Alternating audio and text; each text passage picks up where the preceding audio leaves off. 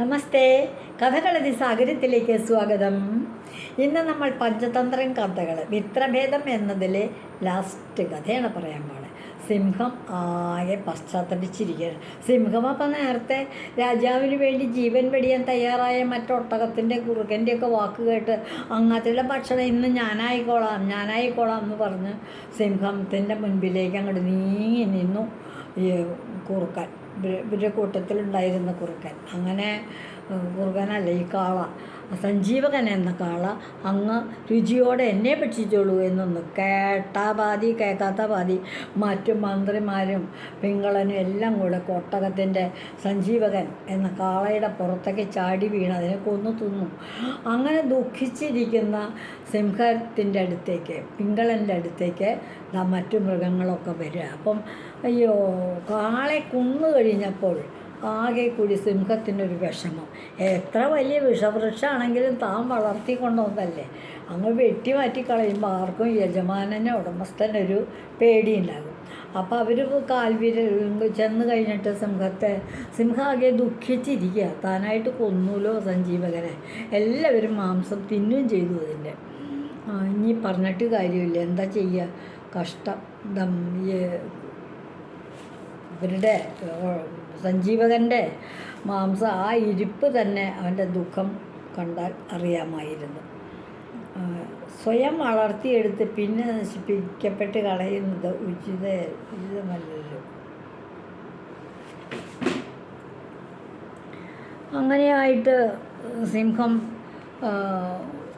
കഷ്ടപ്പെട്ടു.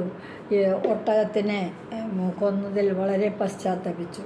അപ്പം കരടകനും ദമനകനും സിംഹത്തിൻ്റെ മുമ്പിൽ ചെന്നിട്ട് പറഞ്ഞു, അങ്ങിപ്പം മനഃപൂർവ്വമൊന്നും സഞ്ജീവകനെ കൊന്നതല്ലല്ലോ.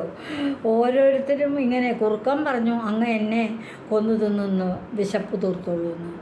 അതുപോലെ ഈ ഒട്ടകം പറഞ്ഞു.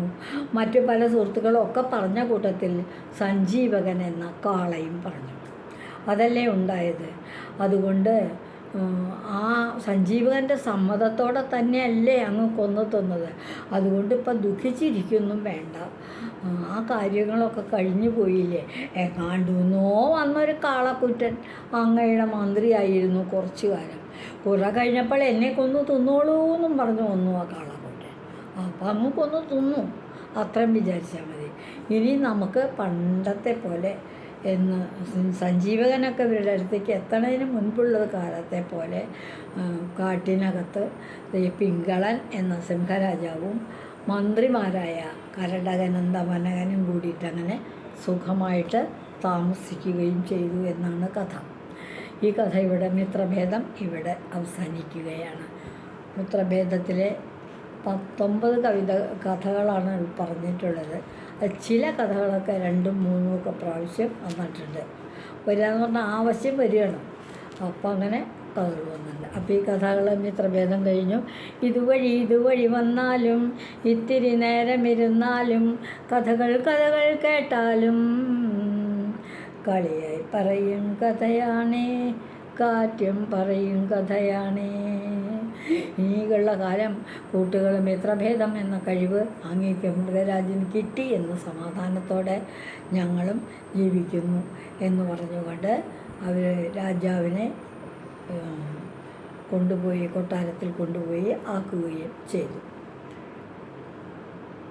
ഇതുവഴി വന്നാലും ഇത്തിരി നേരമിരുന്നാലും കഥകൾ കേട്ടാലും കളിയായി പറയും കഥയാണേ, കാര്യം പറയും കഥയാണേ.